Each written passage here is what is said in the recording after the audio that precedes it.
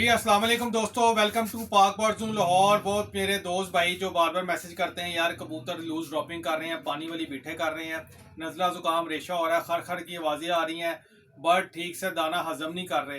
दोस्तों ये दो आपको मेडिसिन दिखा रहा हूँ, एरिथ्रोमाइसिन और ऑक्सीवेट, दोनों इंपॉर्टेंट मेडिसिन है, ग्रीस की मेडिसिन है, बहुत शानदार इसका रिजल्ट है। काफ़ी दोस्त भाई मुझे इसके पहले स्क्रीनशॉट ले लेके भेज रहे थे, मेरे पास अवेलेबल नहीं थी, अब अवेलेबल हो चुकी है, ठीक हो गया।